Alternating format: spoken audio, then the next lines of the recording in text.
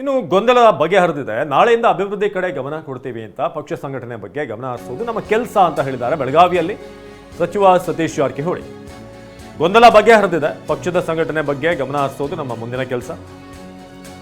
ಅಧಿಕಾರ ಹಂಚಿಕೆ ಬಗ್ಗೆ ಚರ್ಚೆಗೆ ಬರುತ್ತಾ ಎಂದು ಪ್ರಶ್ನೆ, ಮುಂದೆ ಯಾವಾಗಾದ್ರೂ ಬಂದಾಗ ನೋಡೋಣ ಅಂತ ಸತೀಶ್ ಹೇಳಿದ್ದಾರೆ.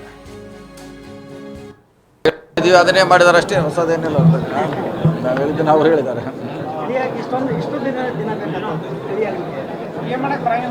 ರಾಜಕೀಯ ಇವೆಲ್ಲ ಸ್ವಾಭಾವಿಕ ಏನೇನು ಮಾಡ್ಲಿಕ್ಕೆ ಆಗೋಲ್ಲ.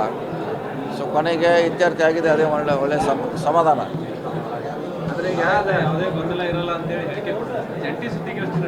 ಆಯ್ತು, ನಾಳಿಂದ ಇವತ್ತಿಂದ ಡೆವಲಪ್ಮೆಂಟು ಸಂಘಟನೆ ಕಡೆ ಪಕ್ಷ ಶಾಸಕರು ಗಮನ ಕೊಡಬೇಕು. ಸೊ ಆಗಿದ್ದು ಒಳ್ಳೆಯ ಬೆಳವಣಿಗೆ ಆಗಿದೆ. ಬಟ್ ಯಾರೂ ಒಪ್ಪಲಿಲ್ಲ ಸರ್, ಅವರು ಒಪ್ಪಲಿಲ್ಲ, ಇವರು ಒಪ್ಪಲಿಲ್ಲ. ಅದು 2.5 ವರ್ಷ ಕಂಡೀಷನ್ ಆಗೈತೆ ಇಲ್ಲ ಅನ್ನೋದ್ರ ಬಗ್ಗೆ ಮತ್ತೆ ಅದು ಬಂದಲ್ಲ ಮುಂದೆ. ಇಲ್ಲ ಅದು ಪ್ರಶ್ನೆ ಬರೋಲ್ಲ. ಇಬ್ಬರು ಒಂದಿದ್ದಾರೆ ಅಂದ್ರೆ ಮುಗಿದೋಯ್ತು.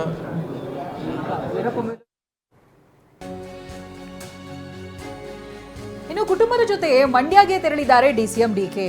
ಭೂವರಾಹ ಸ್ವಾಮಿ ದೇಗುಲಕ್ಕೆ ಡಿಕೆ ತೆರಳಿರೋದು ಗೊತ್ತಾಗ್ತಾ ಇದೆ. ಲಕ್ಷ್ಮೀ ಸಮೇತ ಭೂವರಾಹನಾಥ ಸ್ವಾಮಿ ದೇಗುಲ ಇದು. ಇಲ್ಲಿಗೆ ಡಿಕೆ ಕುಟುಂಬ ಸಮೇತರಾಗಿ ಹೋಗಿದ್ದಾರೆ. ಕೆಆರ್ಪೇಟೆಯ ಕಲ್ಲಹಳ್ಳಿಯಲ್ಲಿ ಈ ದೇವಸ್ಥಾನ ಇದೆ.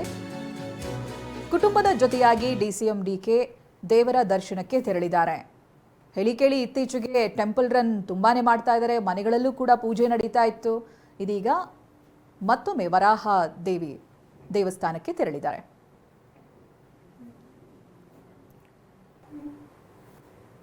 ಸಂಘಟನೆ ಕಡೆ ಪಕ್ಷ ಶಾಸಕರು ಗಮನ ಕೊಡಬೇಕು. ಸೊ ಆಗಿದ್ದು ಒಳ್ಳೆಯ ಬೆಳವಣಿಗೆ ಆಗಿದೆ. ಬಟ್ ಯಾರೂ ಒಪ್ಪಲಿಲ್ಲ ಸರ್, ಅವರು ಒಪ್ಪಲಿಲ್ಲ, ಇವರು ಒಪ್ಪಲಿಲ್ಲ. ಅದು 2.5 ವರ್ಷ ಕಂಡೀಷನ್ ಆಗೈತೆ ಇಲ್ಲ ಅನ್ನೋದ್ರ ಬಗ್ಗೆ ಮತ್ತೆ ಅದು ಬಂದಲ್ಲ ಮುಂದೆ. ಇಲ್ಲ ಅದು ಪ್ರಶ್ನೆ ಬರೋಲ್ಲ. ಇಬ್ಬರು ಒಂದಿದ್ದಾರೆ ಅಂದ್ರೆ ಮುಗಿದೋಯ್ತು.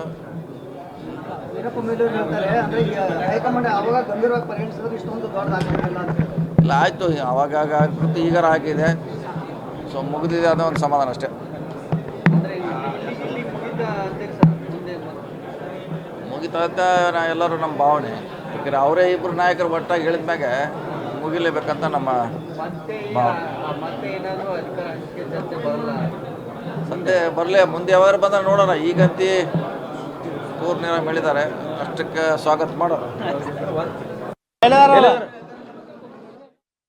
ಸಚಿವ ಸತೀಶ್ ಜಾರಕಿಹೊಳಿ ಅವರ ಮಾತು. ಇವತ್ತಾದಂತಹ ಬ್ರೇಕ್ಫಾಸ್ಟ್ ಮೀಟಿಂಗ್ ಸಂಬಂಧಪಟ್ಟ ಹಾಗೆ ಗೊಂದಲಕ್ಕೆ ಸಂಬಂಧಪಟ್ಟ ಹಾಗೆ ಒಂದಷ್ಟು ಮಾತನಾಡಿದರು. ಸದ್ಯಕ್ಕೆ ಒಂದು ಮುಕ್ತಾಯದ ಹಂತಕ್ಕೆ ಬಂದಿದೆ ಅನ್ನೋದೇ ಸಂತಸದ ವಿಚಾರ. ಸೊ ಆದರೆ ಮುಂದೇನಾಗುತ್ತೆ, ಇದು ಮತ್ತೆ ಇಲ್ಲಿಗೆ ಮುಕ್ತಾಯ ಆಗುತ್ತಾ ಅಥವಾ ಮತ್ತೆ ಮುಂದುವರಿಯುತ್ತಾ? ಮತ್ತೊಂದು ಬ್ರೇಕ್ಫಾಸ್ಟ್ ಮೀಟಿಂಗ್ ಬಗ್ಗೆ ಕೂಡ ಮಾತನಾಡಿದರು.